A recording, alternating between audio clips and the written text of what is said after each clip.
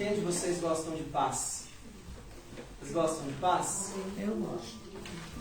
Também gosto de paz. Paz é uma coisa tremendamente importante para a vida de todos nós. Quantos de vocês acham que na Bíblia tem muitos textos que falam de paz e falam da paz que Deus vai derramar sobre nós, que Deus vai nos dar, de como a paz dele é maravilhosa, de como ela enche o nosso coração, de como ela faz bem para a nossa alma? Vocês já leram textos assim na Bíblia? Vocês gostam de ler esses textos? Eles fazem bem para você? Eu queria nessa noite provocar um pouquinho você. Eu li um texto essa semana na tradução à mensagem das Escrituras, e a primeira frase dele foi basicamente aquilo que me inspirou. Depois, a hora que eu terminei de ler o texto de Salmo 63, começou a tocar na minha playlist ali, essa música Paz é uma Promessa. E aí eu juntei uma coisa com a outra e eu entendi que Deus estava falando aquilo, e aí eu construí aquilo que eu quero trazer para vocês nessa noite. Mas olha o que esse texto, que frase mais linda é essa? Ela diz assim: Tu és o meu Deus, e eu não consigo me cansar de ti. Eu tenho uma grande fome e uma grande sede de Deus, como um viajante por terras secas e exaustivas. Então aqui estou, nesse lugar, de olhos abertos, bebendo da tua força e da tua glória e de teu generoso amor, e finalmente vivendo. Os meus lábios transbordam de louvores como fontes, e eu falarei bem de ti enquanto eu respirar, e a ti eu levantarei os meus braços. Mas essa expressão do início desse salmo, ela ficou gritando dentro de mim: Tu és meu Deus, e eu não consigo me cansar de ti. Quantos de vocês já cansaram fazendo alguma coisa? Tem coisa que a gente faz e diz assim: ai, tô meio cansado disso, não quero mais fazer. E aí você larga, porque você cansou, aquilo encheu, deu. Não dá mais, né? Transbordou de tolerância, não dá mais. Mas veja que Davi, e eles chamam esse salmo de Salmo de Davi, mas no deserto, né? Salmo de Davi no deserto de Judá. E ele diz assim: eu não consigo me cansar de ti. É quase como se ele dissesse assim: eu já até tentei, mas não dá para me cansar de ti. Eu não consigo me frustrar com o Senhor. Eu não consigo me decepcionar com o Senhor. Por mais que eu tente, por mais que eu me esforce, por mais que, que eu empenhe as minhas forças em me cansar de ti, eu não consigo me cansar de ti. É prazeroso demais o Senhor, é bom demais o Senhor, é maravilhoso demais o Senhor, e eu não consigo me cansar do Senhor. E aí eu lembrei da paz. Porque na maioria das vezes que nós estamos enfrentando grandes desafios, problemas difíceis, nós que conhecemos ao Senhor, para quem nós vamos? A quem nós constantemente recorremos? A quem constantemente nós chamamos?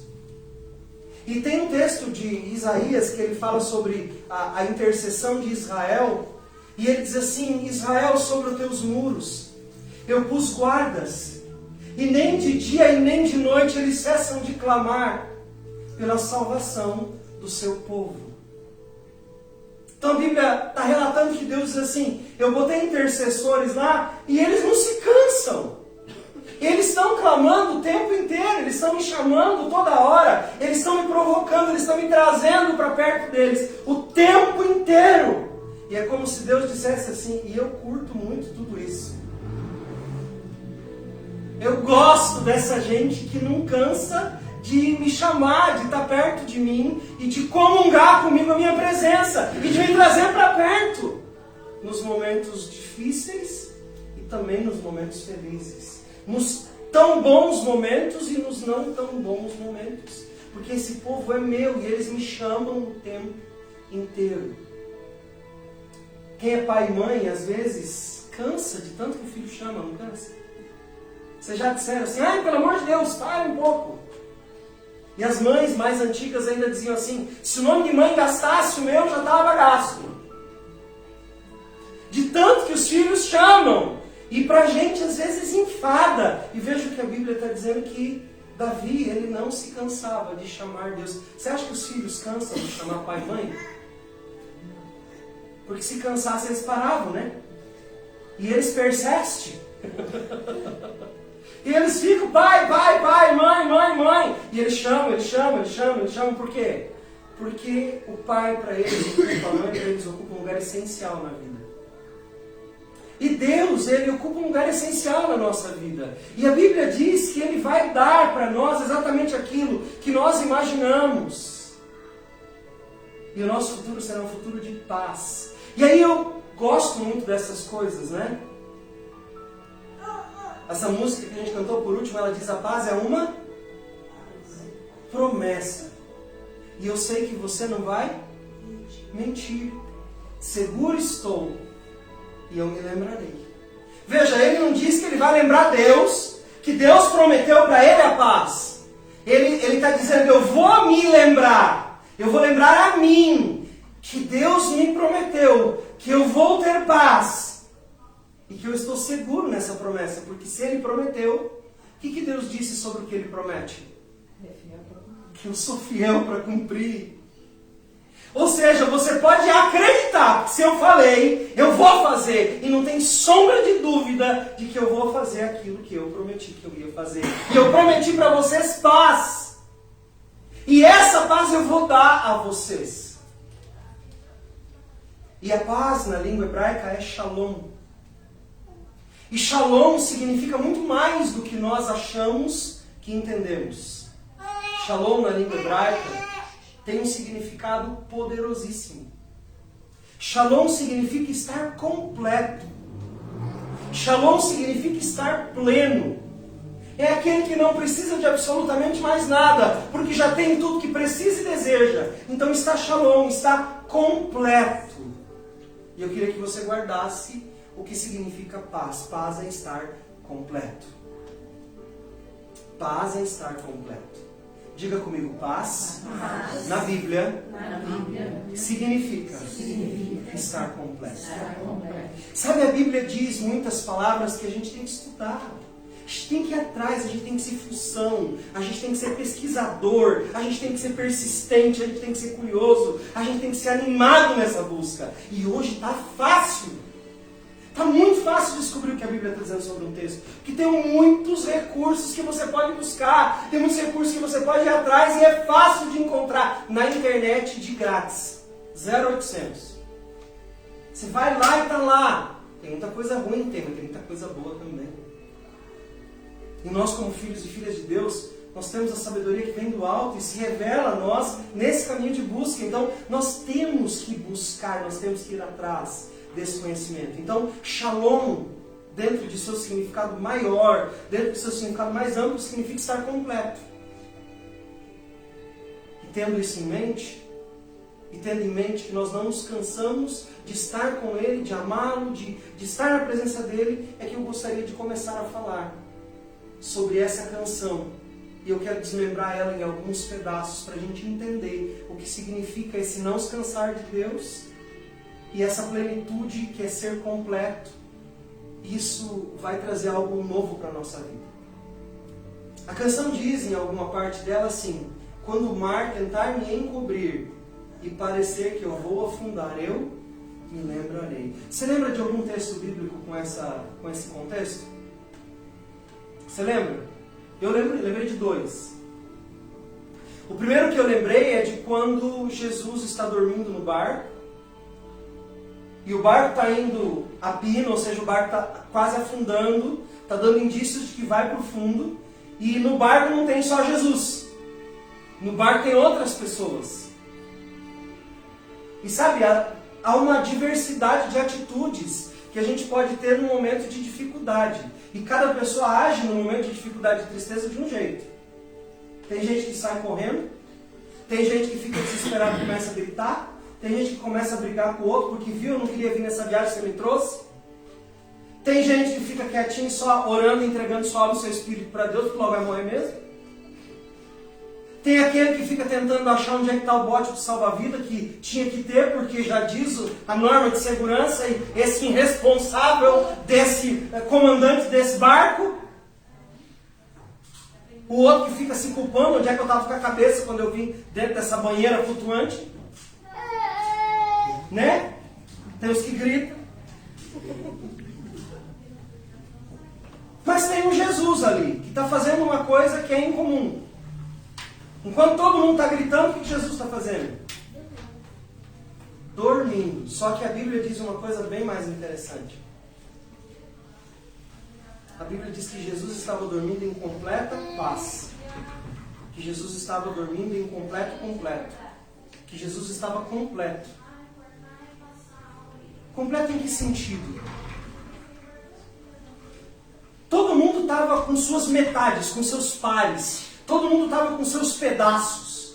O pedaço de um era o sofrimento, o pedaço do outro era o desespero de não saber nadar, o outro estava procurando uma solução, o outro já estava se preparando para mergulhar porque ia ter que cair na água mesmo. E um estava preocupado com como Jesus estava diante do sofrimento que eles estavam enfrentando. Até que alguém perturba Jesus. Parece que Jesus não gosta muito de ser acordado naquele contexto. Parece que o soninho dele estava... Alguém já te acordou quando o soninho está bom? Como é que você acorda? Maravilhosamente bem? Feliz, de bom humor, né? Querendo abraçar e beijar o irmão que te acordou e dizer assim, querido, que bom. Eu estava dormindo tão bem, você interrompeu o meu sono. Aleluia. Vou orar com imposição de mãos agora sobre você. Fechada, no caso. Né? Jesus parece que acorda assim, não muito disposto. Por que vocês estão me perturbando? Olha a expressão mais antiga, e depois eu vou tentar traduzir ela para a linguagem atual. O texto da tradução de Ferreira de Almeida diz assim, não se te dá que morramos? Ou seja, tu não está nem aí para o que está acontecendo com a gente? Nós vamos morrer e tu vai dormir, é isso? Qual que é, Jesus, a sua? Eu estou aqui no meio da minha dificuldade. O mar vai me afundar. E você está dormindo? Você está distraído com o seu próprio sono? Você está relaxando, Jesus? É isso? E Jesus diz, por que vocês estão me incomodando? Se vocês não têm paz, não vem com o incômodo de vocês para mim. O incômodo é de vocês, cada um da sua parte. O que Jesus está querendo dizer para os discípulos nesse sentido? Vocês fizeram a escolha de se preocupar, de gritar, de não acreditar que vocês podem sobreviver a isso e de que o barco de vocês vai afundar. Isso tudo está só em vocês. Quantas vezes nós estamos enfrentando problemas na nossa vida em que o problema, na verdade, não está nem fora de nós. O problema está onde? Dentro de nós. A forma como nós estamos olhando para as circunstâncias, para a realidade. Nós já aprendemos que realidade não é confiável. Que nós temos que olhar para a verdade, não para a realidade, porque a realidade muda. Olha a prova de que a realidade muda. Jesus se levanta e faz o quê? Acho que ele levantou, deve ter pego um pouquinho de água, deu uma lavada no rosto, os discípulos tudo segurando cada um um pedaço do barco, o barquinho velho da pilha, e Jesus super tranquilo, lavando o rosto, dá uma limpadinha nos olhos, olha, vê aquele mar bravio, e diz, seu mar, quieto, já deu, chega de show.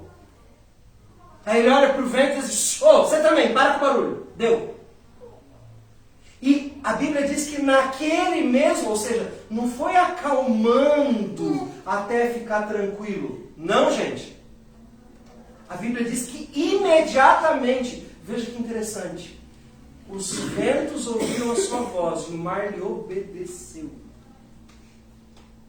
Você consegue entender o impacto desse posicionamento de Jesus dentro do barco, com esse monte de discípulos, cada um com uma reação diferente? Deve ter bagunçado a cabeça deles, não é não? Assim, que vergonha, né? Nossa. Nós conhecemos o Mestre, nós sabemos o que ele é capaz de fazer, e nós aqui relinchando, gritando, brigando, e nós sabendo que estamos com ele. E ele já nos diz que enquanto nós estivermos com ele, nós estamos seguros. Peraí. Não quer dizer que nós não vamos passar por umas encrencas. Mas mesmo na encrenca nós estamos seguros. A inspiração da música até diz: seguro estou em ti. A Bíblia também diz isso, que em Jesus nós estaremos seguros. Mas as situações adversas não vão deixar de vir. E como o contexto deles era esse, né? Tem uma outra história, onde tem água, mar, tempestade. Era de noite, o vento soprava, os discípulos estavam no meio do nevoeiro. Não estava uma tempestade que nem naquele outro dia, mas o mar estava bravio. Tinha uma agitação no ambiente. Você já entrou em um ambiente que tem uma agitação? Como é que acontece quando a gente entra num ambiente agitado? A gente se agita também, não agita? Você entra no ambiente, o ambiente está meio ruim, se diz, ui. Tem gente que até usa umas expressões assim, a energia do lugar está ruim. Ok, pode até descrever dessa forma, mas está agitado. E os discípulos estavam no meio de uma agitação. E no meio da agitação deles, ao longe, algum deles olha e diz assim: cara, acho que agora ficou pior do que já estava. Porque nós estamos num barco à deriva, no meio de uma neblina dessa, não enxerga quase um palmo na frente do nosso nariz, e a única coisa que eu estou conseguindo enxergar, sabe o que é? Um homem andando em cima da água. Só pode ser coisa ruim. Não é? Quem é que você já viu dizer, nossa, tem uma pessoa andando sobre a água ali, que coisa mais legal. Você já se imaginou nessa cena com eles? Eu acredito que você já se imaginou, talvez você não tenha só uma lembrança aí do que você já imaginou. Porque você já deve ter passado por situações difíceis na tua vida, onde você olhou para Deus e a única coisa que você enxergou foi alguma coisa muito difícil de enxergar. E dizer assim, não está com cara boa isso não, parece um fantasma. A Bíblia diz essa expressão que parecia um espírito, parecia um fantasma andando sobre as águas. E aí o mais corajoso, né? Ô, quem é que é você aí? Aí diz assim, eu sou Jesus, vocês não estão me conhecendo? Aí você, desse ângulo aqui não. Já teve ângulo no seu problema que você olhou e disse assim, não estou vendo Deus nisso aqui? Pois é, a situação é parecida.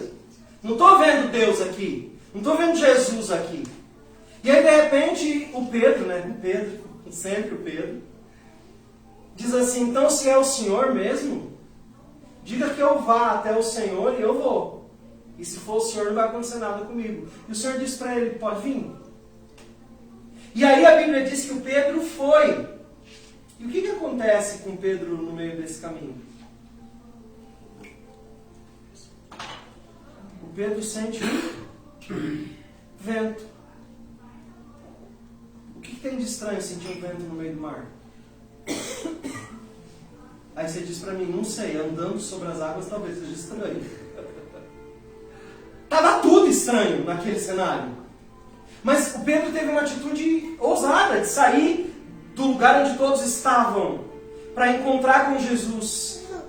E quando Jesus encontra com Pedro e Jesus chega perto de Pedro, tem uma frase que eu acho muito bonita de Jesus para Pedro. Porque ela provoca em Pedro uma realidade que já existia nele. Pedro conhecia Jesus, ele sabia quem Jesus era. E aí Jesus abraça Pedro e diz assim, por que você ainda tem dúvida? Dúvida sobre o que, gente? Dúvida se é possível andar sobre as águas? Era isso? Eu acho que não. Dúvida se ele era Jesus? Também acho que não. Sabe qual que é a dúvida de Pedro? Diante das circunstâncias que eu estou, será que eu vou conseguir alcançar o lance antes de afundar? Sabe aquela situação que você está no meio do problema e que você diz assim, será que eu vou conseguir chegar no final desse problema sem afundar? Será que eu vou dar conta de chegar onde ele está? Será que eu dou conta do processo? Você já perguntou para você mesmo, será que você vai dar conta do processo? Será que eu vou conseguir terminar isso? Será que eu vou tirar 10 nessa prova? Será que eu vou ser aprovado pelo menos a média? Né? Porque às vezes a gente sabe que a gente é meio ruim no assunto, né? Se tirar só a média já está valendo. Então talvez a gente pense isso. E Jesus pergunta para ele, qual foi a tua dúvida, Pedro? É como se Jesus dissesse para ele, é bem isso. O fato de você não ter pensado e conseguido ter dentro do teu coração certeza de que eu ia te fazer chegar aonde você precisava chegar, Pedro. Foi o que te afundou. E se não fosse eu, você teria certamente se afundado, Pedro. Então talvez essa seja uma lição para nós, que quando o mar tentar nos encobrir e parecer que a gente vai afundar, a gente precisa lembrar que Jesus está nos esperando logo ali. E que foi Ele que nos falou para andar naquela direção. E que Ele que nos deu a instrução para andar naquele caminho. E que enquanto nós estivermos caminhando na direção que Ele nos deu, pode ser que até o vento venha, pode ser que até eu sinta dúvida, mas eu não posso de maneira nenhuma desacreditar que aquele que me chamou vai me fazer chegar onde eu preciso estar. Eu sei que essa é uma realidade da maioria de nós em vários momentos da nossa vida. Parece que às vezes a gente não vai dar conta de chegar onde precisa chegar. E aí o que nós temos que fazer? Nos lembrar que Ele está logo ali. E que nós estamos seguros. Veja o que Ele faz. Ele não deixa Pedro afundar até o pescoço.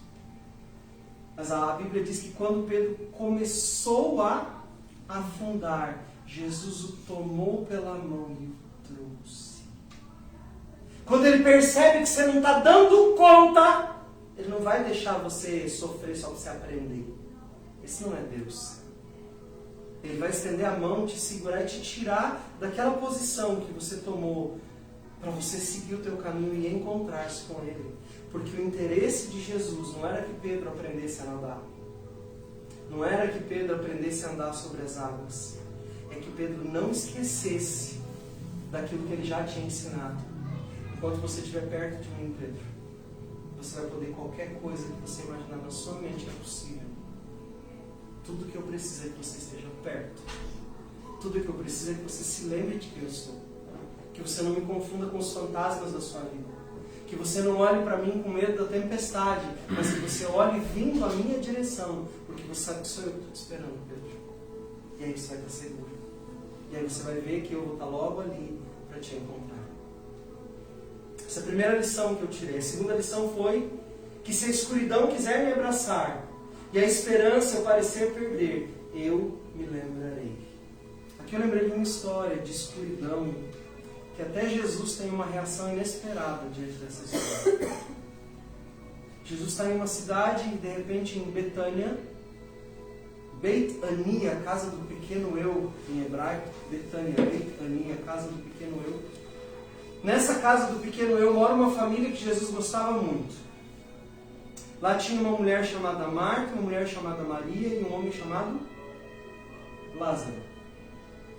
E a Bíblia diz que Jesus amava muito eles. No texto de João, capítulo 15, tem um versículo que diz assim: e lá morava Marta, Maria e Lázaro, a quem Jesus muito amava. Então, não eram pessoas assim, só de convivência, amigos da escola ou do trabalho. Eram pessoas a quem Jesus tinha um certo carinho, tinha um carinho diferenciado por aquela família. Afinal de contas, uma delas havia sido prostituta. Outra, Jesus trabalhou e ensinou umas lições para ela. E o amigo Lázaro, puxa, Jesus amava tanto a Lázaro. Ele era alguém que tinha o coração de Jesus nele e o coração dele em Jesus. E acontece que esse Lázaro adoece. Quando a gente adoece, a gente sofre, não sofre?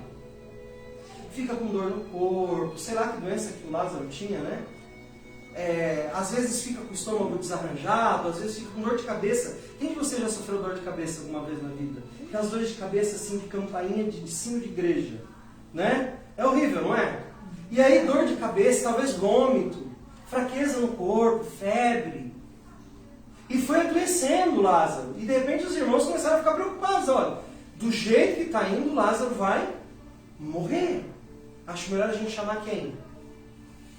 Um especialista, né? Vamos chamar um clínico geral para dar uma olhada no Lázaro, porque, botar um soro, sei lá, dar um diazepam para ele, alguma coisa, vamos medicá-lo. Foi isso que eles fizeram? Qual foi o primeiro recurso que eles tentaram buscar para resolver o problema de Lázaro? Jesus. Vamos chamar Jesus. Jesus não foi a segunda opção para aquela família.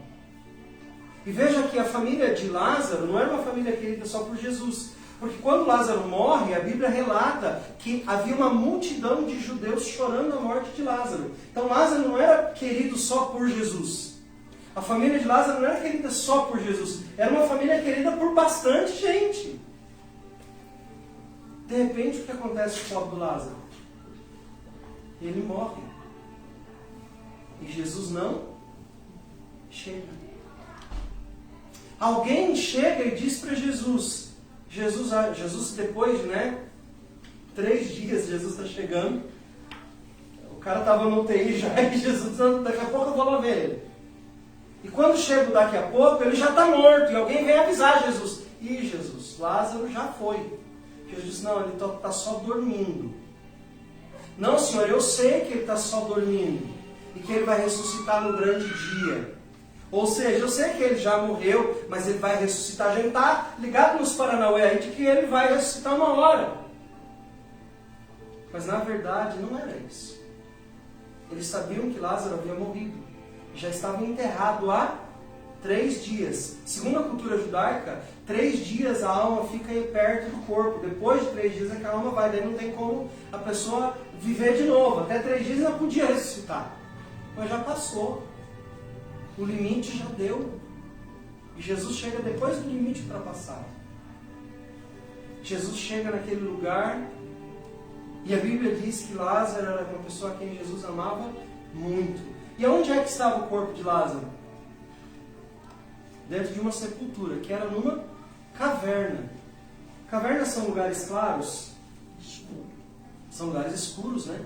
Principalmente essas cavernas. Era muito comum que eles tivessem essas cavernas e elas tinham uma grande pedra que você rolava. Parece uma roda assim, de pedra muito grossa, para ninguém ficar mexendo mesmo, perturbando o corpo dos mortos. E aí empurram e deixam ele no escuro. E aí Jesus diz assim, removam a pedra. Alguém olha e diz para Jesus assim, Jesus, mas já deu, né? A gente sabe que você ama ele, a gente já viu que o Senhor chorou, que o Senhor está compadecido da situação dele. A Marta e a Maria estão meio bravas que o Senhor vai passar, né? As meninas vão voltar a ficar tranquilas. Elas são gente boa. Mas vamos deixar o morto quieto? E Jesus diz, não, eu quero que vocês abram o sepulcro. Mas Jesus não disse assim o que ele ia fazer de fato, né? Sabe que eles pensam, mas já está fedendo, como é que você vai se despedir do corpo dele? Ele já está fedido, faz dias já. Jesus sabe, só abre. Porque Jesus não queria se despedir de Lázaro. Jesus queria chamar Lázaro das trevas para a luz. E a Bíblia diz que ele chamou Lázaro e Lázaro obedeceu. Ele não disse, não é uma palavra mágica para Lázaro. Ele só disse, Lázaro, vem para fora. Muito parecido com o texto de Isaías que diz, sai das sombras e vem para a luz, porque Cristo te esclarecerá. O Messias te esclarecerá, trará luz sobre você. E aí ele diz, Lázaro, sai para fora. E os judeus já ficam alvoroçados. Será que agora é que vai cumprir essa profecia? E acontece. O que está na escuridão vem para a luz. Eu acho que Jesus deve ter dado o seu melhor sorriso naquele momento e dito, meu amigo está vivo e ele está aqui de volta. O Pai permitiu que eu trouxesse ele do meio da escuridão.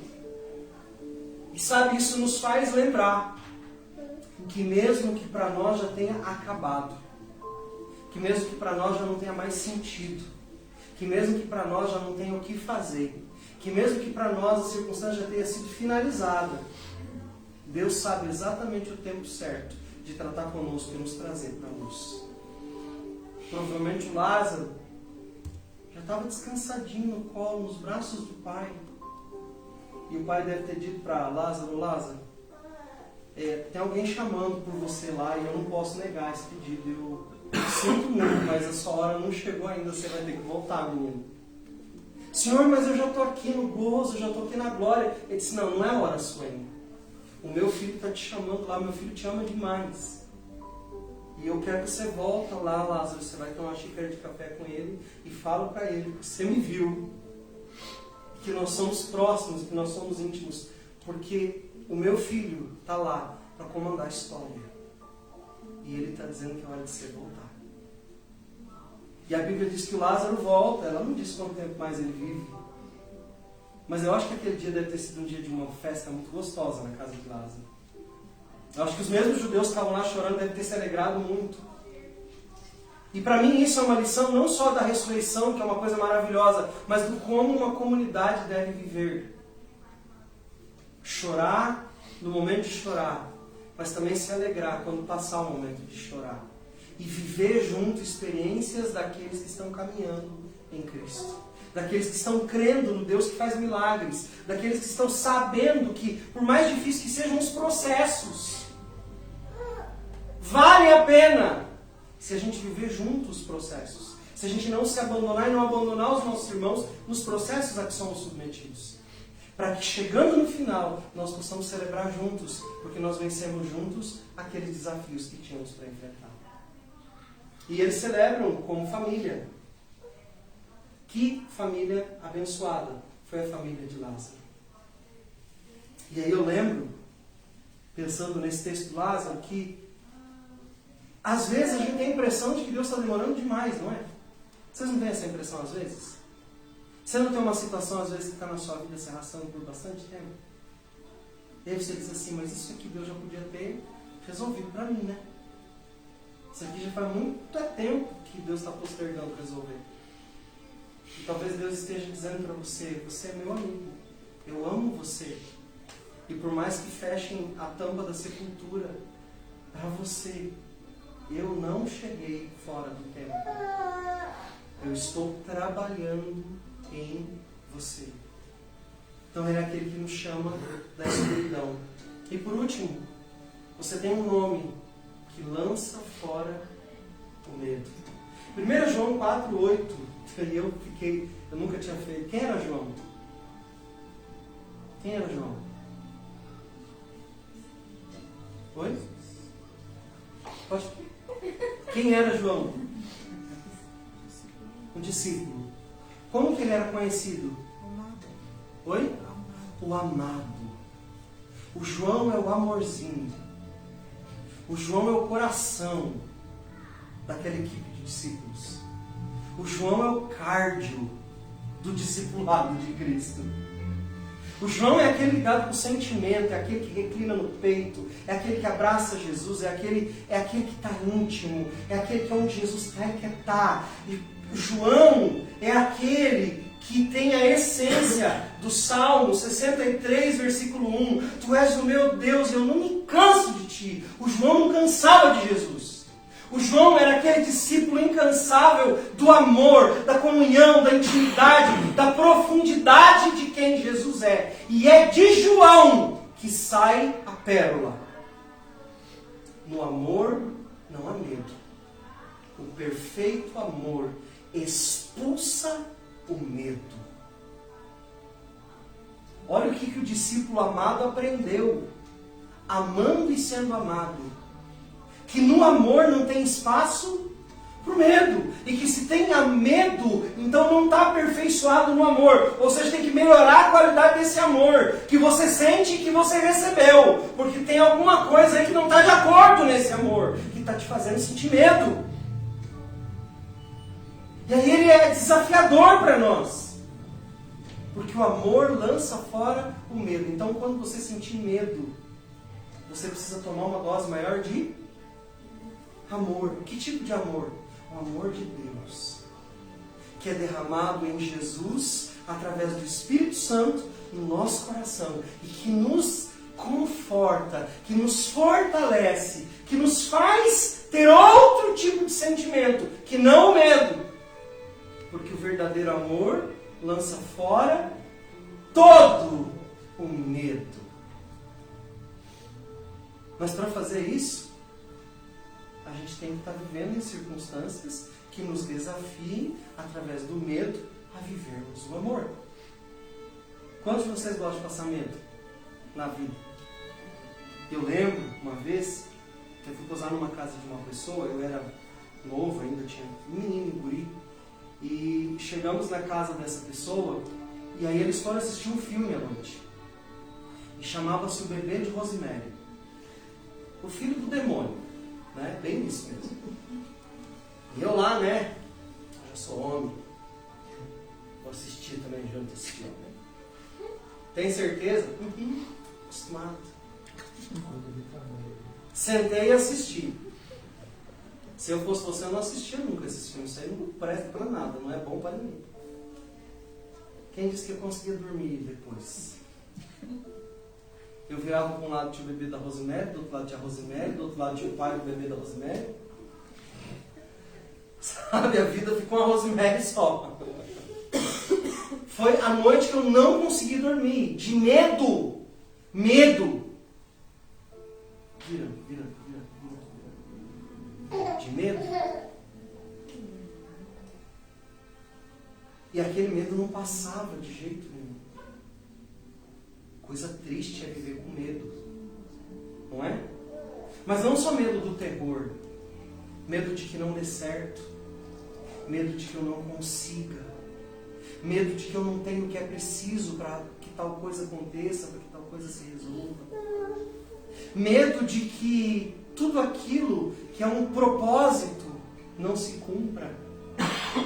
Medo de não ter estrutura emocional para passar por esse tempo. Tantos são os medos.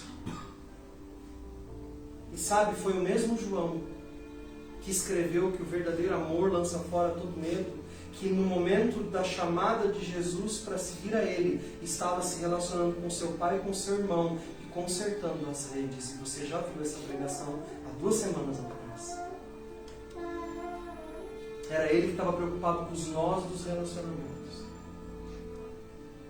Os relacionamentos são o lugar onde derrama amor de Deus, para nós não termos medo.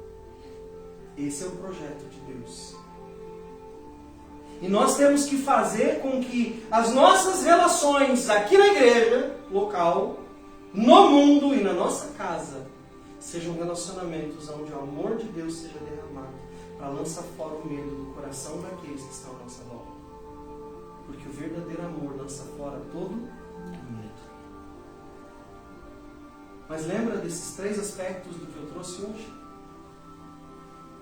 É fácil estar na tempestade? É fácil lidar com fantasmas? É fácil sair do lugar onde você está para encontrar com Jesus em um lugar que você não conhece, sem saber de absolutamente nada? Não. É fácil sair da sepultura? É fácil? Não é. É fácil vencer o medo? Não. Mas sabe o que todas essas coisas têm em comum? Todas elas são processos que nos levam à maturidade, conforme o nosso posicionamento dentro desses processos. Tem pessoas que não suportam o processo de amadurecimento do reino de Deus. Tem pessoas que se convertem, e eu já vi isso e já ouvi, se convertem, parece que daí a vida piora, e eles abandonam a fé, dizendo: depois que eu me converti as coisas ficaram muito difíceis para mim, eu não dou conta. Quem não dá conta do processo não alcança o propósito. Muita gente já disse isso.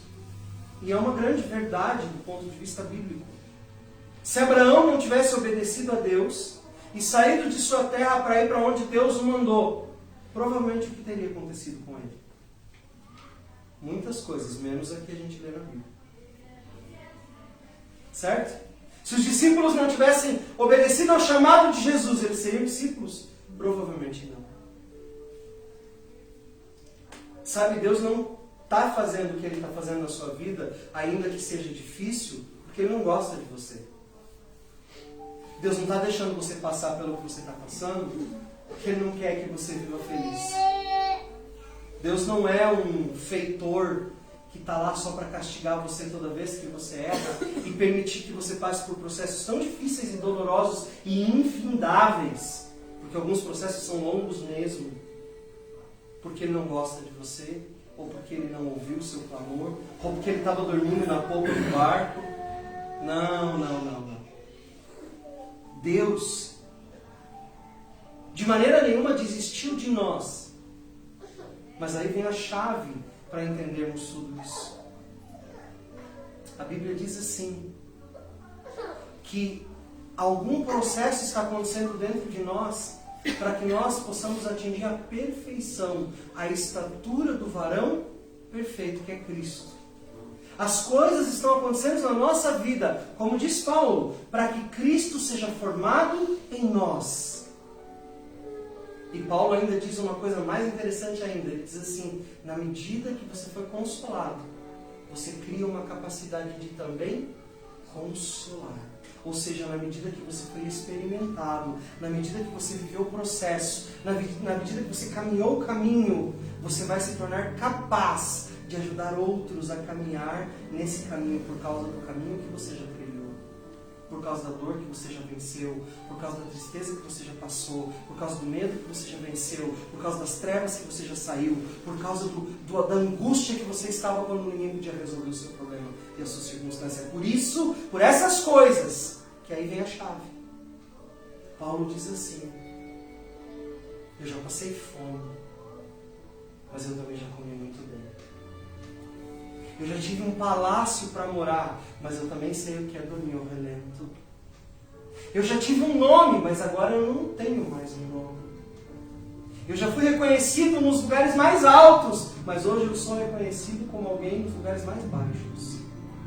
Eu já fiquei muito tempo livre, mas eu também já fiquei muito tempo preso. E é por isso que eu posso todas as coisas em Cristo que me fortalece. Porque eu já me submeti ao processo de crescimento. Eu sei estar com Cristo quando tudo está bem e quando tudo não está bem. Eu sei o que é amar a Deus quando tudo está ruim. Eu sei o que é amar a Deus quando tudo está bem. Porque eu não me canso de amar a Ele. Eu aprendi isso. E aí a Bíblia diz, Shalom tem os que amam o teu ensinamento. E para eles não existe tropeço. Estão completos aqueles que aprenderam que, dependente das circunstâncias, eles amam a Deus, eles servem a Deus, eles não se cansam de Deus, independente das circunstâncias. Esses estão completos, esses têm paz. Paz não é não ter problemas e não passar por dificuldades. Paz é, apesar de problemas e dificuldades, não se cansar do Senhor e amá-lo da mesma forma, mesmo que Ele não te ouça ou que Ele pareça não te ouvir. Isso é ter paz. Então, paz não é ser um monge tibetano que canta mantras o dia inteiro e que você pode fazer o que você quiser, que ele não se move do lugar. Isso não é paz. Isso é concentração da mente.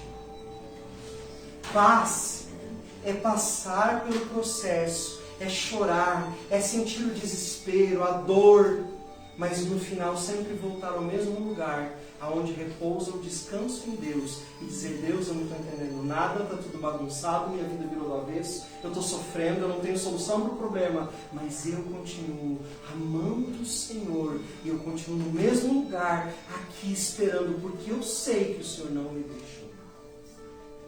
Isso é ter paz. Tudo que for fora disso não é ter paz.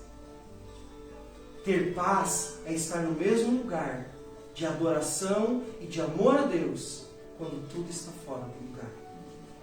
Está tudo mexido, mas você está naquele mesmo lugar de escuta, de espera, de alegria. Me lembrarei. Me lembrarei que a paz é uma promessa que me torna completo e que você não me deixa incompleto.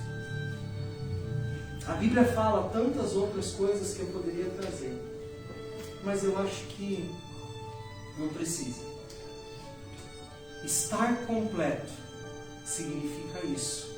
Estar em paz é estar completo. E Deus quer que eu e você estejamos completos. Deus não quer que a gente viva de outra forma, senão completos. Eu queria que hoje nós pudéssemos orar por isso. Nós pudéssemos dizer para Deus, Deus, a sua paz é uma promessa para mim. E eu quero alcançar essa promessa. E talvez você esteja no meio de um processo da sua vida que está deixando você angustiado demais.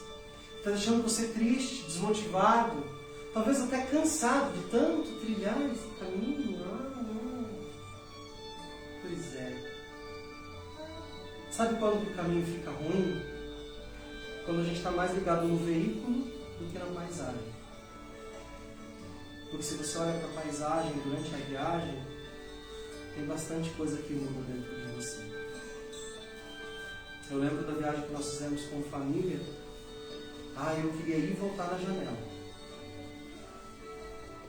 Eu me imaginava já num desenho daqueles animados.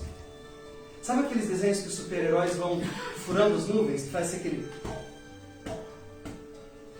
eu imaginava se eu pudesse voar e fazer aquilo. Que coisa mais gostosa que deve ser fazer isso. Vendo tudo aquilo de cima, aqueles rios pequenininhos, aquele monte de verde. Uma casinha aqui, outra casinha ali, aquele mar azul lindo, lindo, de perder de vista. A viagem tem graça quando eu curto a paisagem.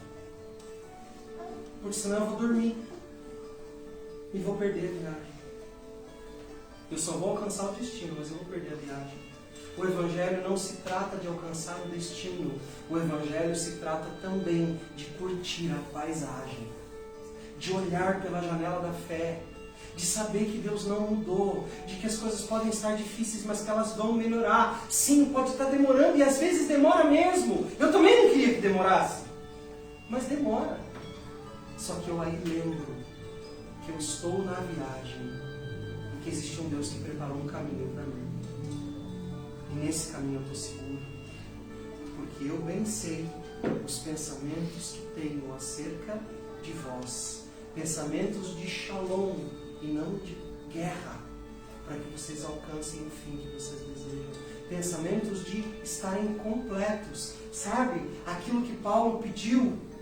Eu oro até que Cristo esteja completo em vocês. Deus está nos dando a oportunidade de, apesar de tudo, nós nos tornarmos completos em Deus. Vamos orar por isso? Vamos pedir para Deus que esse processo de nos tornarmos completos em Jesus seja um processo que a gente, talvez não entendendo, mas que a gente possa se submeter de boa vontade para que Cristo seja formado em nós e nós nos tornemos pessoas completas. Feche os teus olhos. Vamos orar, vamos pedir para Jesus, para que Ele complete em nós essa caminhada. Vamos orar? Feche os olhos, vamos pedir.